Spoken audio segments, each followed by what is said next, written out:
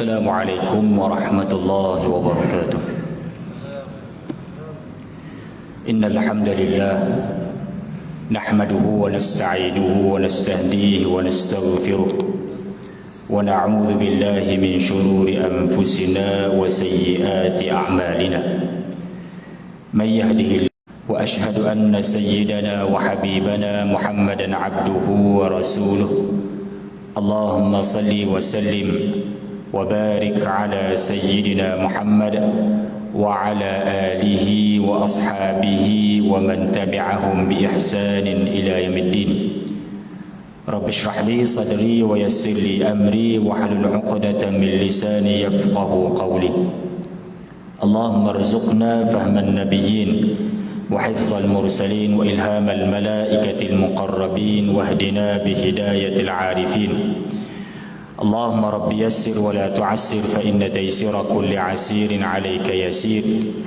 Allahumma rabbi tammim bi khair, amma ba'd. Yang dihormati seluruh oleh jawatan kuasa masjid, tuan-tuan guru, pimpinan masyarakat, muslimin dan muslimat yang dirahmati Allah Subhanahu wa taala.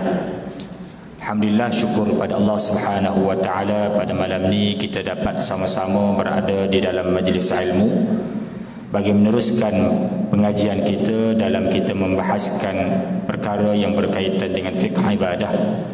Mudah-mudahan majlis ilmu kita ini diberkati dan dirahmati oleh Allah Subhanahu wa taala, insya-Allah.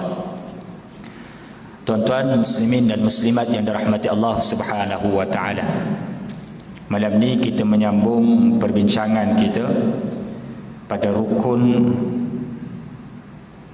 berkaitan dengan rukuk. Berkaitan dengan rukuk ataupun rukun yang kelima. Kita dah bahas berkaitan dengan niat, kita dah bahas berkaitan dengan qiyam, kita dah bahas berkaitan dengan takbiratul ihram, kita dah bahas perkara yang berkaitan dengan Fatihah. Sekarang kita masuk kepada rukun yang kelima. Di dalam usaha kita nak memperbaiki cara sembahyang kita, cara yang bagaimana diajar oleh Nabi SAW, berpandukan daripada apa yang disusun ataupun yang dikatakan dan dibawa oleh al-Imam Asy-Syafi'i rahimahullahu taala dan juga ulama Syafi'iyah. Baik, tuan-tuan dan puan-puan yang dirahmati Allah, rukun yang kelima. Qala al-musannif rahimahullahu ta'ala wa nafa'ana bihi wa bi'ulumihi wa ja'alana minal mukhlisin bi qira'atihi. Qala al-khamis min al-arkani ar-ruku'. Al-khamis min al-arkani ar-ruku', yang kelima daripada rukun-rukun sembahyang. Ya, rukun-rukun sembahyang ni seperti mana yang kita sedia maklum, ia tidak berlaku kesepakatan di kalangan para ulama dari sudut bilangan sahaja. Dari sudut amalan sembahyang sama, cuma dari sudut meletakkan ini nombor berapa, ini nombor berapa, kan diletakkan. Ada ulama meletakkan tamakninah, setiap kali kena tamakninah dia letakkan ada tamakninah, maka jadi banyak dia punya bilangan rukunnya. Setengah ulama dia ringkaskan, dia tinggal jadi 13 sahaja. Dia hanya sebut sekali sahaja, ataupun dia tak sebut pun tamakninah, melainkan di dalam rukun-rukun yang perlu sahaja. Maknanya dalam rukun tu diselitkan dengan tamakninah. Baik, apapun yang penting tuan-tuan yang dirahmati Allah Subhanahu wa taala, perbincangan kita pada malam ni ialah berkaitan dengan rukun sembahyang yang kelima, iaitu rukuk. Tak reti kalau kita semayang ni, reti dah rukuk ni macam mana, lama dah ada rukuk. Cuma sekarang ni rukuk kita ni jadi macam-macam cara, ada macam-macam bentuk, ada macam-macam gaya. Sebab apa tuan-tuan? Ikut keselesaan masing-masing. Yang kita nak sekarang ni macam manakah cara rukuk yang disebutkan di dalam kitab-kitab fiqh. Ya, kitab fiqh ni seperti mana kita sudah maklum, ia merupakan satu buahan yang diambil daripada hadis-hadis Nabi sallallahu alaihi wasallam. Baik. Dalam perkara bab rukuk ni Allah Subhanahu wa taala berfirman irka'u dalam surah Al-Hajj, dan juga khabar daripada Nabi sallallahu alaihi wasallam secara ringkasnya disebut di sini idza qumta ila shalah walil ijma' wa aqalluhu ay ar-ruku' fi haqqil qa'im, dan paling kurang minimum rukuk itu pada orang yang sembahyang berdiri. Ni kita bincang berkaitan dengan rukuk bagi orang yang sembahyang berdiri. Sembahyang duduk, sembahyang baring itu bab lain. Sekarang ni kita kira sembahyang yang secara sempurna bagi orang yang sihat, yang boleh berdiri, yang boleh rukuk, yang boleh berdiri tegak. Ini cara dia macam mana? Iaitu ayyan haniya inhinaan khalisah. Hendaklah dia tunduk, dia condong dengan condong yang bersih. Maknanya macam mana khalisah ni? Lan khinasa fihi, bukan jenis condong tapi dia angkat kepala. Macam mana ni? Maknanya kalaulah dia bongkok tersebut, dia bongkok dengan kepala sekali. Bukan kata dia bongkok tapi kepala dia angkat tengok depan. Kan ada tak orang rukuk tapi kepala dia angkat macam tu. Jadi dia timbul kepala ni. Inkhinas dipanggil. Baik. Qadara bulughi rahatayhi ay rahatay yadil mu'tadil khilqah rukbatayh, iaitu dengan kadar sampainya tangan dia ni, tangannya ni tangan yang sempurna, maknanya tangan yang biasa, bukan yang pendek, bukan yang terlalu panjang, maknanya yang biasa. Kita ni tangan biasa tak? Ada orang yang tangan dia, lengan dia panjang. Ada orang yang lengan dia pendek. Mungkin berlaku kecacatan di situ. Yang ni yang dikata yang biasa, yang normal. Kalau yang normal ni dia boleh sampai kepada lutut dia. Mana dia bongkokkan badan dia tu sekadar yang macam mana? Sekadar boleh sampai tangan dia ke lutut dia. Ya. Amma ruku'il qa'id fataqaddam. Berkaitan dengan rukuk orang yang sembahyang duduk, dah lepas dah kita bincang dah. Kita bincang di mana? Bincang dalam bab qiyam hari itu. Kan dalam bab qiyam itu kita bincang dah macam mana orang yang sembahyang duduk, orang yang sembahyang baring, orang yang sembahyang tu dah bincang dah dulu dalam bab qiyam. Sekarang ni ialah kita nak bincang berkaitan dengan rukuk orang yang normal. Jadi cara sembahyangnya, cara rukuknya macam mana? Ialah sekadar tangan kita boleh bongkokkan badan kita, sekadar tangan yang normal ni, kepala tapak tangan ni boleh pegang kepala lutut, pegang lutut kita. Wa zahiru ta'birihi birrahah wa hiya batnul kaffi annahu la yaktafi bil asabi' wa huwa kadhalik. Fa in ajaza amma dhakara illa bimu'in walau bi'timadi ala shay'in aw inhina ala shaklihi lazimah. Dan apa yang dimaksudkan dengan raha itu ialah tapak tangan, kerana dia tidak memadai dengan hujung jari. Bil asabi', pegang kepala lutut. Saya nak tunjuk macam mana tuan-tuan, sebab kita pakai mic macam ni. Kalau mic yang jenis gantung tu senang, jenis cordless kan senang sikit. Kita nak tunjuk macam mana nak demo. Sekarang ni ialah bila mana kita rukuk, tak boleh kita pegang hanya sekadar kita letakkan jari hujung kita, belaga kepala lutut dengan hujung jari saja, tak boleh. Caranya macam tu. Mestilah kena pegang kepala lutut tu dengan tapak tangan kita. Baik, wal ajiz yanhani qadra imkan, orang yang tidak mampu, yanhani qadra imkan, hendaklah dia tunduk sekadar yang dia mampu. Fa in ajaza alaihi hina aslan aw ma'a bi ra'si thumma bi tarfi. Ini berkaitan dengan orang yang tidak mampu. Orang yang tidak mampu untuk rukuk. Itu dah kita bincang. Kalau orang tu bongkok macam mana? Kan bongkok ni kalau dia pun jalan dah bongkok dah. Kan nak beza qiyam tu qiyam dia dah. Rukuk macam mana? Rukuk bagi beza sikit dah. Bagi beza sikit. Tak boleh dengan badan, dengan kepala pun tak apa. Maknanya bagi beza sikit dengan qiyam dia. Ini bagi orang yang sememangnya dah bongkok. Adapun orang biasa, hendaklah tangan dia ni hendaklah sampai pegang kepala lutut.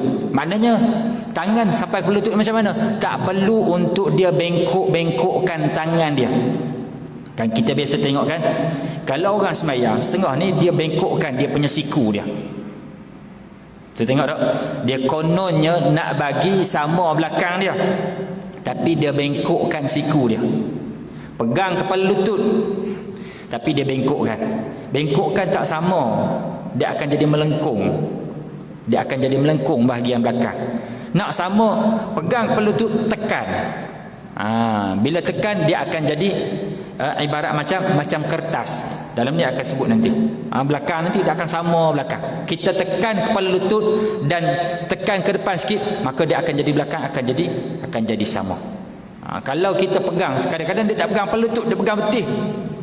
Dia pegang betih tuan-tuan. Ada juga je panggil macam tu. Kepala lutut macam tak ada kepala lutut, dia pegang betih. Ini tak kena. Cara rukuk bukan kata tak sah, ya, bukan kata tak sah, tak sempurna cara kita nak buat sembahyang tu. Baik.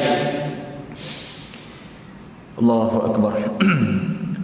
Wa yushtaratu fi sihhati ruku' an yakuna bi tama'ninah. Yang ni penting. Ini syarat. Syarat nak sah rukuk ni apa dia? Mestilah an yakuna bi tama'ninah. Yang ni penting sekali. Tama'ninah dalam bab rukuk ni. Sebab tu tamakninah ni tuan-tuan dan puan, kadang-kadang orang terlupa. Ya, bila sembahyang berjemaah alhamdulillah boleh ikut dengan tamakninah. Sebab apa? Sebab imam macam tu. Tapi bila sembahyang sendiri, sembahyang sunat, tamakninah hilang.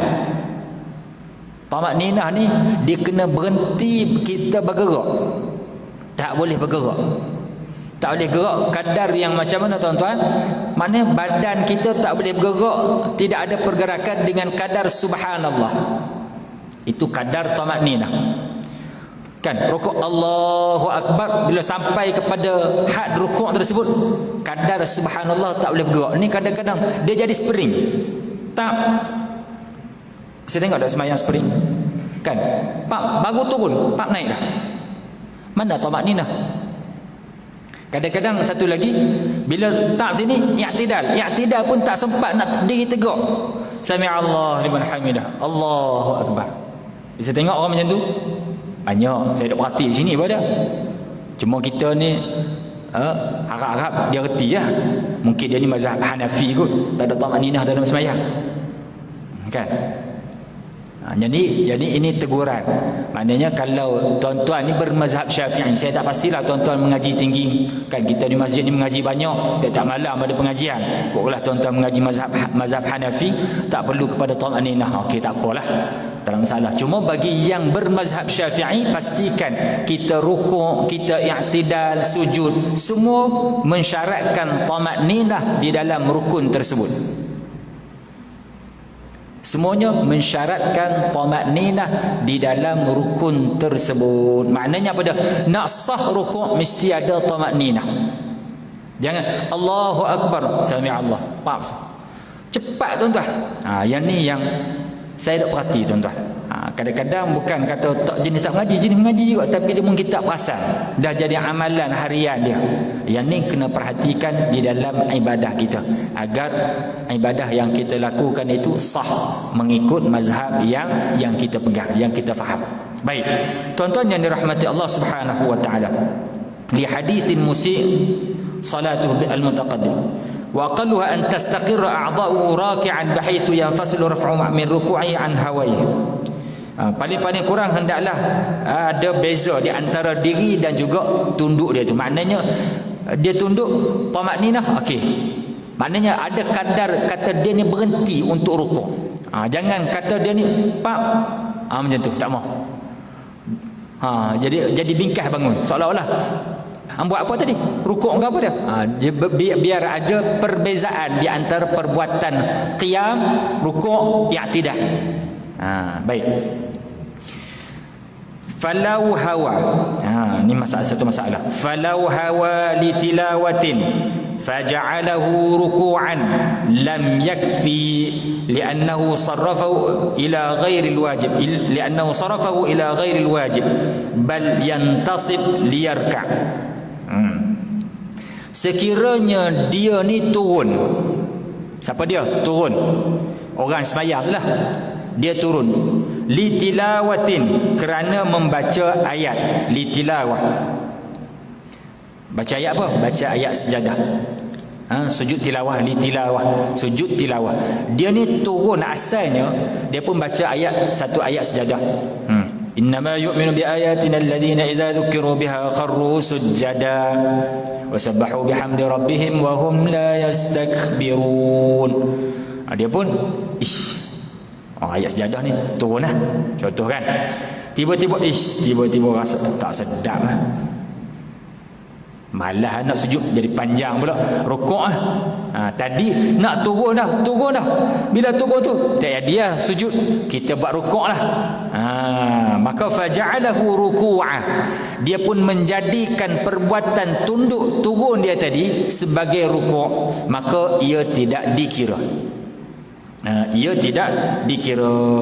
Maka hendaklah dia tegak balik untuk rukuk tu.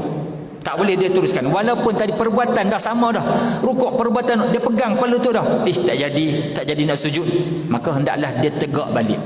Sebab apa? Sebab perbuatan dia turun tadi bukan satu perbuatan untuk melakukan benda yang rukun, benda yang wajib. Tetapi dia turun tersebut ialah kerana untuk melakukan benda yang sunat. Kan sujud tilawah ni kan sunat.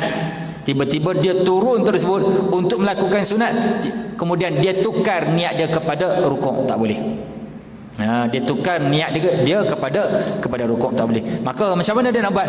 Dia kena tegak balik, kemudian barulah dia rukuk pula. Walaupun perbuatan tadi nampak sama dah. Perbuatan tadi nampak sama. Baik, tuan-tuan dan puan-puan yang dirahmati Allah Subhanahu wa taala. Kemudian tuan-tuan yang dirahmati Allah, walau qara'a imamuhu ayat sajdah. Sekiranya imamnya membaca ayat sajdah. Imam sembahyang, dia jadi makmum, imam baca ayat sajdah. Imam baca ayat sajdah. Summa raka'a aqibaha. Baca ayat sajadah tapi dia rukuk selepas tu. Ini biasa berlaku di mana tuan-tuan? Biasanya berlaku benda ni di Mekah. Di Mekah kita sembahyang jauh, tu imam tak nampak. Tu imam tak nampak, kita dah jauh. Kan? Tahu dia ingat ke sujud. Contoh kan. Summa raka'a aqibaha. Selepas baca ayat sajadah tadi, tu imam rukuk. Wa dhanna al-ma'mum annahu yasjud lit-tilawah. Sedangkan makmum menyangka bahawa imam tu sujud untuk tilawah. Allahu akbar. Imam jenis pendek baca. Dia rukuk ke, dia sujud ke jenis Allahu akbar. Kan biasa kalau kita nak turun sujud ni panjanglah sikit. Ni tak, dia sama aja. Turun sujud ke, turun rukuk ke, dia pendek Allahu akbar. Dia macam tu ya. Jadi makmum ni menyangka bahawa imam tadi ni sujud. Fahawa lidzalika fara'ahu lam yasjud. Kemudian dia pun turunlah. Bila turun baru dia perasan bahawa imam tadi tak sujud pun. Fara'ahu lam yasjud. Bila turun rukuk, tiba-tiba nak turun sujud, tiba-tiba dia nampak imam tak turun sujud. Ataupun dia nampak orang lain yang depan lagi tu tak turun sujud pun. Turun rukuknya ke? Dia pun fara'ahu lam yasjud fawaqafa 'anis sujud. Bila mana dia melihat imam tadi tidak rukuk, maka dia pun berhenti. Berhenti kat mana? Berhenti takat rukuk saja. Fal aqrab kama qalahu Zarkashi annahu yuhsab lahu. Maka kata Imam Az-Zarkashi mengatakan bahawa rukuk, walaupun dia berada dalam keadaan rukuk tadi, dia niatkan nak sujud untuk ikut imam tadi, tetapi dia melihat imam tidak sujud. Dia melihat imam tidak sujud, imam hanya rukuk saja, tidak sujud untuk tilawah. Maka dalam keadaan macam tu dia pun berhenti takat tu saja. Bila dia berhenti takat tu saja, tuan-tuan, kata Al-Imam Az-Zarkashi, memadai perbuatan itu dikira sebagai niat untuk turun rukuk. Tak perlu lagi untuk dia patah balik. Beza tak dengan yang tadi? Macam sama. Macam sama yang tadi. Yang tadi dia baca, dia niat nak turun. Bila sampai separuh tak jadi, cancel niat. Yang tu tak kira, yang ni kira. Macam mana ni tuan-tuan dan puan? Baik. wa yuktafar dzalika lil mutaba'ah. Yang ni tuan-tuan, sebab apa yang dimaafkan perbuatan ini dikira sebagai rukuk itu sebab apa? Lil mutaba'ah, kerana kewajipan dia untuk ikut imam. Dia beza yang tadi. Yang tadi itu dia sembahyang seorang. Kan dia sembahyang seorang ataupun dia jadi imam lah, kan? Dia jadi imam. Bila jadi imam ataupun dia sembahyang seorang, dia cancel daripada niat turun tadi kepada rukuk. Dia tukar niat dia kepada rukuk. Maka tuan-tuan dan puan, yang tu tak boleh. Yang tu kena tegak balik. Adapun yang ni dia makmum, bukan imam, dia makmum. Dia nak turun sujud tu atas dasar apa? Atas dasar dia menyangka bahawa imam turun sujud. Tiba-tiba dia dapati bahawa imam tersebut tidak sujud. Imam hanya rukuk sahaja. Bila rukuk sahaja, dia pun berhenti takat itu. Dia pun apa dah? Dia pun rukuk lah. Maka Imam Zarkashi kata memadai untuk dia. Sebab apa? Sebab mutaba'atul imam. Wa in qala ba'dul mutaakhirin al-aqrab 'indi annahu ya'ud il-qiyam thumma yarka'. Sebahagian ulama mutaakhirin mengatakan bahawa dia kena patah balik juga, sama dengan masalah yang tadi. Dia kena patah balik juga, sama dengan masalah yang tadi. Dia patah balik, qiyam balik, kemudian dia rukuk kembali. Jadi ada dua pandangan dalam masalah ini. Wa akmaluhu iaitu yang paling sempurna ar-ruku'. Paling sempurna rukuk itu ialah taswiyatu zahrihi wa unuqih. Sekarang ni kita nak cuba buat rukuk dengan cara yang paling sempurna. Bukan hanya sekadar tangan dapat pegang kepala lutut saja, tak. Condong sikit, tangan pegang kepala lutut, tak. Bukan takat tu saja. Kita nak yang sempurna. Sempurna tu macam mana? Sempurna ialah taswiyatu zahri, sama dari sudut belakang dia, wa unuqih, dan juga lehernya. Taswiyah belakang dengan leher ni sama. Belakang dengan leher ni sama. Bihaitsu yasirani kas-safihatil wahidah lilittiba'. Sekira-kira belakang dan juga leher itu jadi macam sekeping. Kas-safihah al-wahidah, satu sekeping, maknanya jadi macam rata. Macam tu. Ibarat kata kalau kita letak kayu tak jatuh. Macam tu yang dikatakan rukuk yang sempurna. Bukan bongkok membulat macam tu, kan? Bukan melengkung. Melengkung tak, dia nak sama di antara belakang kita dan juga leher kita. Maka bagaimana nak buat? Macam saya sebut tadi, pegang kepala lutut, tekan. Tekan. Dan bila kita tekan, insya-Allah kita punya leher ni, tulang belakang dia akan ke depan. Saya buat contoh sikit tuan-tuan dan puan. Allahu akbar. Dia macam ni. Bila kita rukuk, tekan. Pegang kepala lutut, tekan. Tekan ni dia akan sama belakang. Dia akan sama bahagian belakang dengan kepala kita, dengan leher kita. Jadi bila kita tekan, dia akan keluar. Bahu ni dia akan turun, leher ni dia akan keluar, dan dia akan sama. Tapi kalau kita bongkok, tangan bengkok, dia tak akan jadi sama belakang kita. Buatlah macam mana pun, ya, dia tak akan jadi sama. Baik, tuan-tuan yang dirahmati Allah Subhanahu wa taala. Fa in tarakahu, sekira dia meninggalkan perbuatan ini, mana dia jadi bongkok dan sebagainya, perbuatan itu adalah makruh. Perbuatan tersebut adalah makruh. Jadi dalam sembahyang walaupun kita rukuk, ada juga kita mendatangkan perkara-perkara yang makruh, yang mengurangkan dari sudut pahala sembahyang kita. Tidak sempurnalah sembahyang kita. Walaupun datang kita sembahyang berjemaah, sembahyang tiap waktu pun ada benda-benda yang kita lakukan secara tidak sempurna. Baik. Wa nasaba saqaihi wa fakhidaihi, dan hendaklah dia tegakkan betis dia dan juga pahanya, kerana perkara itu membantu dia untuk dia berdiri tegak dan juga lurus belakang dia.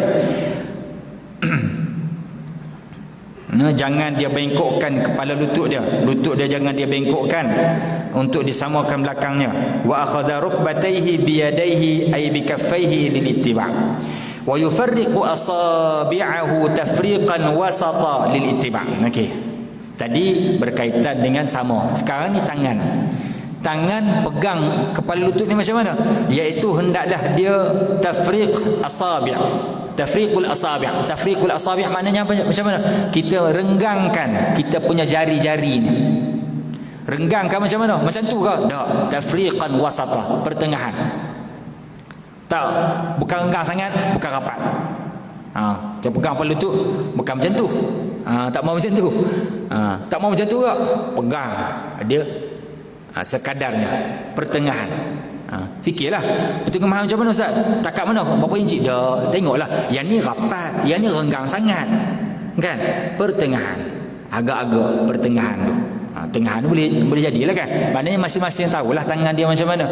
Itu cara kita pegang kepada lutut di dalam sembahyang, di ketika mana kita nak rukuk.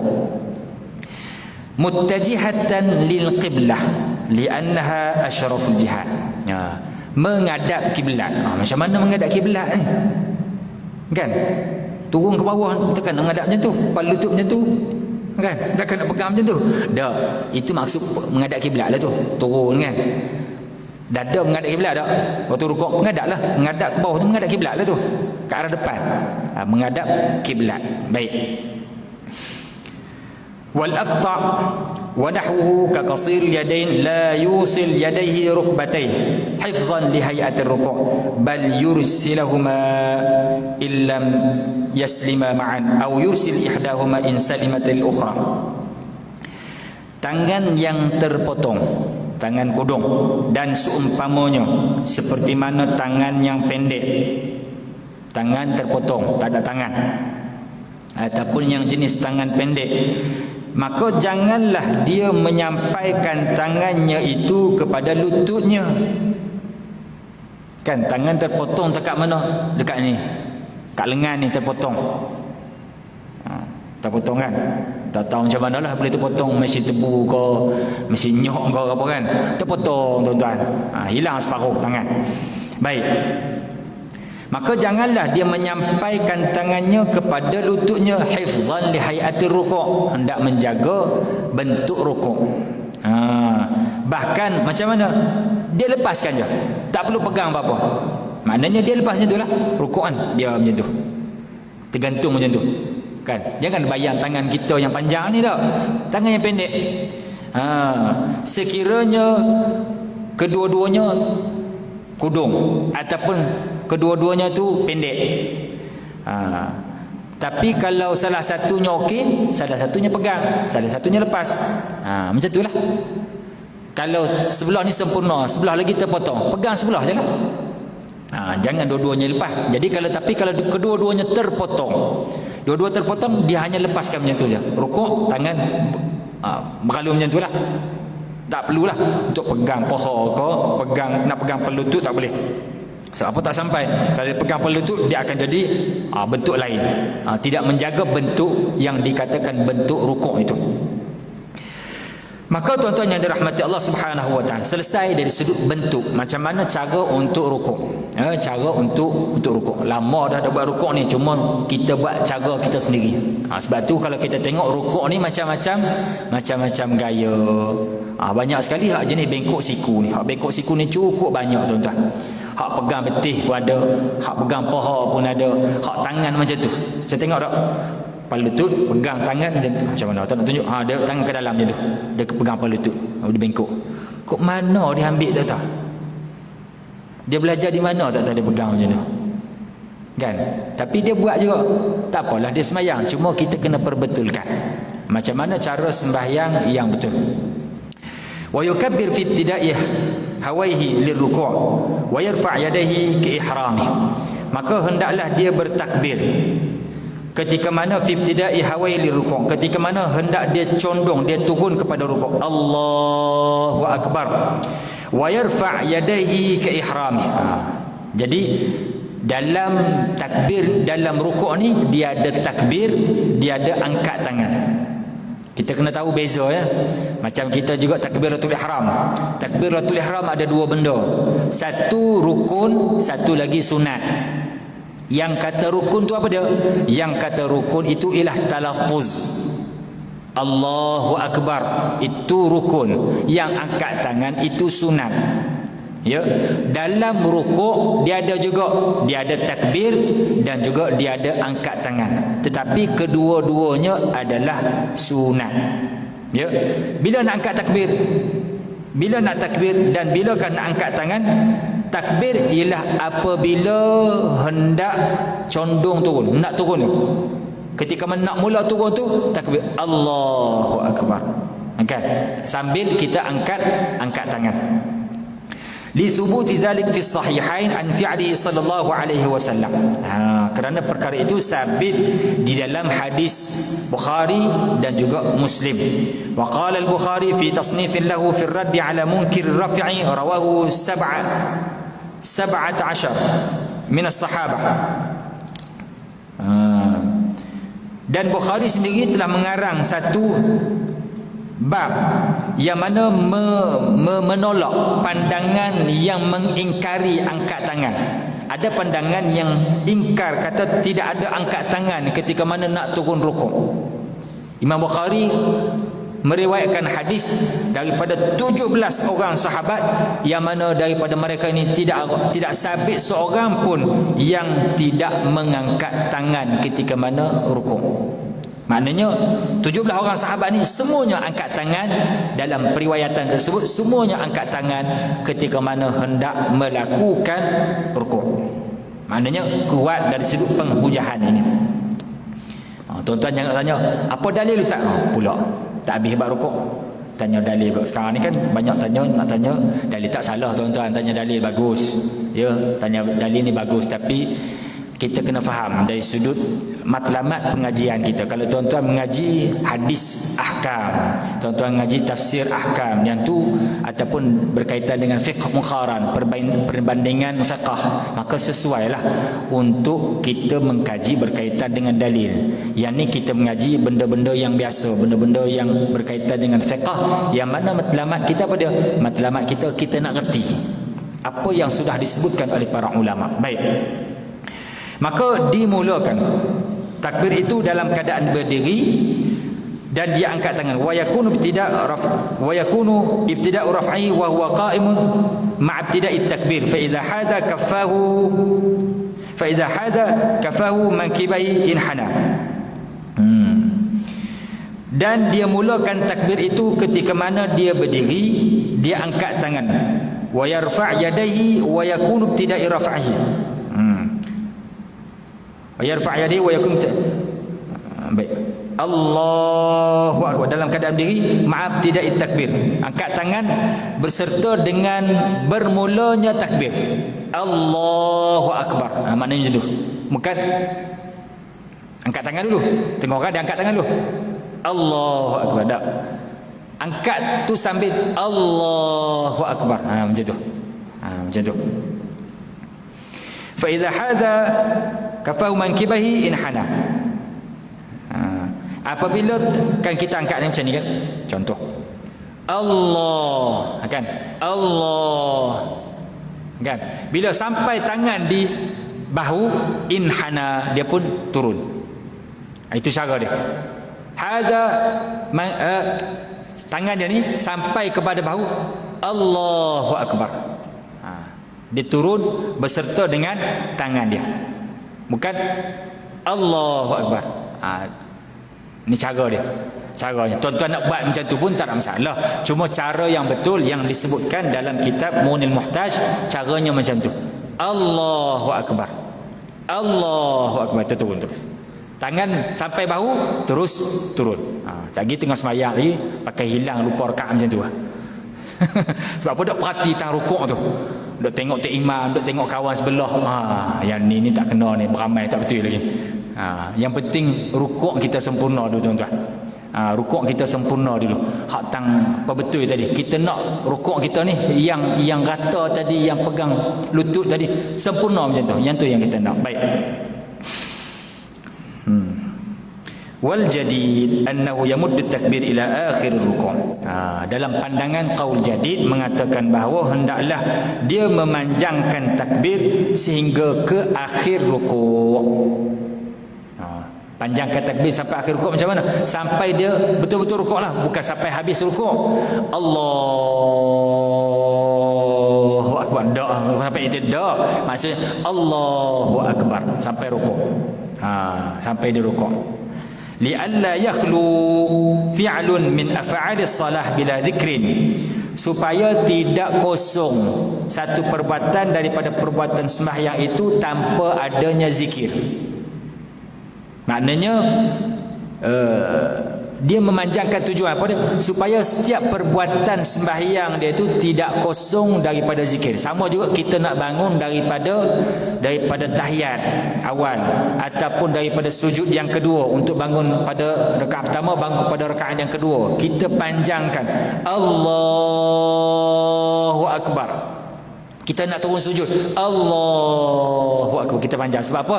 Li'alla yakhlu fi'lun min af'alis salah bila dhikrin. Ini pandangan Imam Syafi'i dalam qaul jadid dia. Maknanya kita panjangkan. Semua orang tak dipendekkan. Tu mungkin bersesuaian dengan qaul qadim. Qaul jadid tak. Qaul jadid kata kena panjang. Kena panjang. Sunat kita panjang. Wa kadza fi sa'ir intiqalatis salah lima dzikr. Dan begitu juga pada sebahagian, pada keseluruhan sair intiqalat, perpindahan-perpindahan yang lain di dalam sembahyang. Wa yaqul subhana rabbiyal azim lil ittiba', dan dia kata di dalam rukuk itu tersebut dengan bacaan subhana rabbiyal azim. Ini bacaan yang biasa yang kita baca. Wa Uqbah bin Amir qala lamma nuzilat fasabbih bismi rabbikal azim qala Rasulullah sallallahu alaihi wasallam ij'aluha fi ruku'ikum qala walamma nazalat sabbih isma rabbikal a'la qala ij'aluha fi sujudikum. Yang ni berkaitan dengan bilakah disunatkan, dituntut untuk baca tasbih di dalam rukuk dan juga tasbih di dalam sujud, berdasarkan hadis yang diriwayatkan oleh Imam Abu Dawud, Ibn Hibban, Al-Hakim dan yang lain-lain, yang mengatakan bahawa bilakah disunatkan, disyariatkan pembacaan ini. Kata Uqbah bin Amir, apabila turunnya ayat fasabbih bismi rabbikal azim dalam surah Al-Waqi'ah ayat ke-96, Allah Subhanahu wa taala kata fasabbih bismi rabbikal azim, maka Nabi sallallahu alaihi wasallam kata jadikan bacaan tadi di dalam rukuk kamu. Kemudian apabila turunnya ayat sabbih isma rabbikal a'la, kan ini perintah sabbih ni mana perintah untuk bertasbih, maka Nabi SAW kata jadikan ia di dalam sujud kamu. Jadi baik, ini bacaan-bacaan yang kita sedia maklum.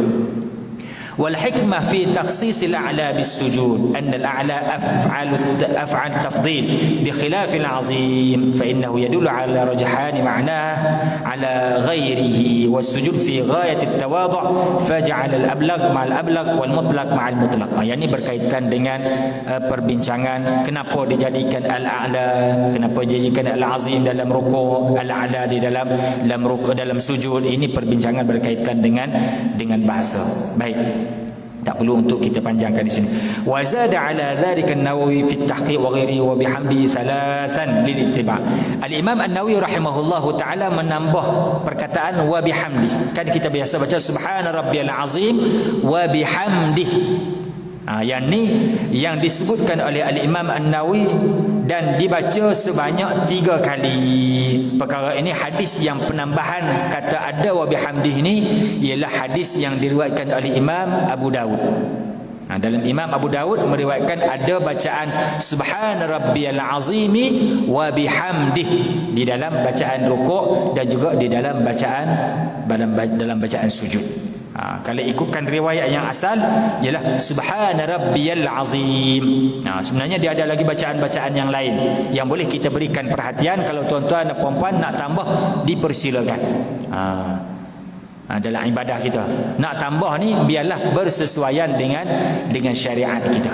Bersesuaian dengan syariat kita. Kereta pun kadang-kadang duduk lama buat, kadang-kadang dia tukar, dia tambah spoiler, kan? Dia tak tuan-tuan, tukar cat lain, buh tinted, kan? Kereta lah tu kereta. Rumah pun sama, kan? Kadang-kadang dah lama buh lapas bunga sikit, kan? Sesuai lah, kan? Sesuai dengan tempat dia. Maka dalam ibadah, dalam bab sembahyang ni pun kita dah lama dah baca subhana rabbiyal azim, subhana rabbil azim wa bihamdih. Lepas ni dia ada ajar kita berkaitan, ada bacaan-bacaan yang lain yang boleh kita tambah di dalam ibadah kita. Baik, tuan-tuan yang dirahmati Allah Subhanahu wa taala. Ada lagi 3 minit, lagi 4 minit insya-Allah.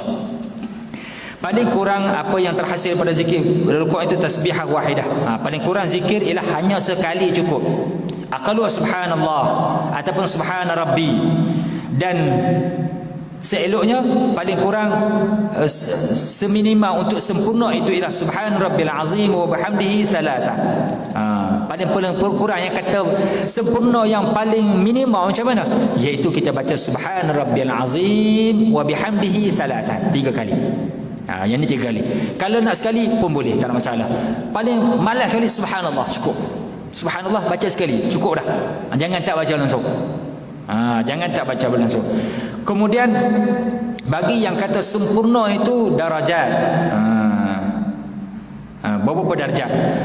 Ada yang baca 3, 5, 7, 9 dan yang maksimumnya ialah 11 kali. Wa huwal akmal kama fi at-tahqiq wa ghairu waqtar Subki annahu la yataqayyad bi'adadin bal yazidu fi dhalika ma syaa. Imam Subki kata tak terkait dengan bilangan.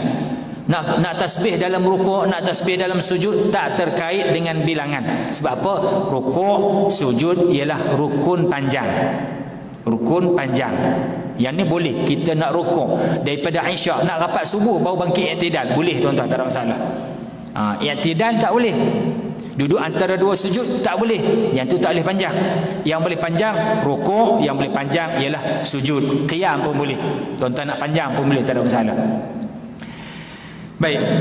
Kemudian tuan-tuan yang dirahmati Allah, wala yazil imam ala tasbihat ats-tsalath. Imam tak boleh lebih daripada 3. Imam tak boleh tasbih lebih daripada 3 kali. Ni imam. Nak jadi imam bukan senang-senang. Mentang-mentang dia kata imam paling warak sekali, dia tasbih panjang. Dia ni tasbih panjang ni. Jangan. Imam jangan buat benda-benda yang melebihi daripada kebiasaan yang dibenarkan oleh syarak. Baik. Ataupun yang disebutkan ayyukrah lahu dzalika takhfifan 'al mu'min. Benda itu jadi makruh pula atas dia. Benda itu jadi makruh.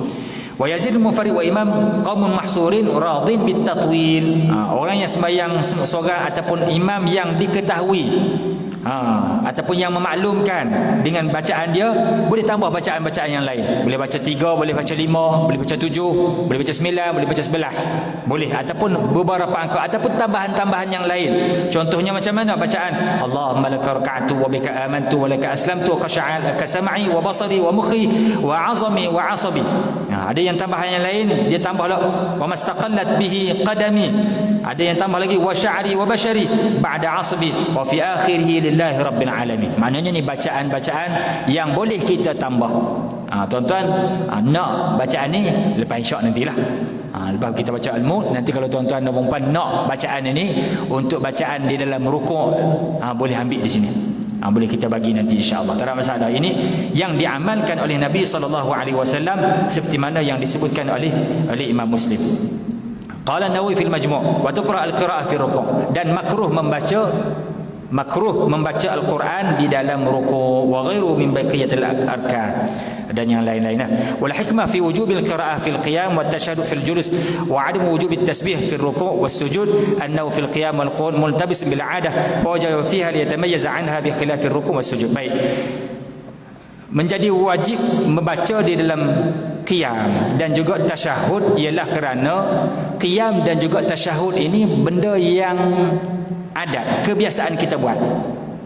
Qiyam, berdiri, duduk, ini benda yang biasa. Adapun rukuk dan juga sujud, dia jadi sunat kita baca tasbih tersebut, tak jadi wajib. Sebab apa? Sebab rukuk dan juga sujud itu merupakan perbuatan yang jarang-jarang kita buat.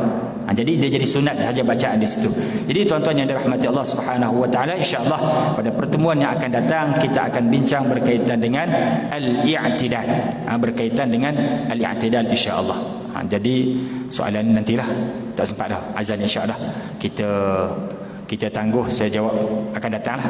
Saya jawab akan datang. Wallahu a'lam. Assalamualaikum warahmatullahi wabarakatuh.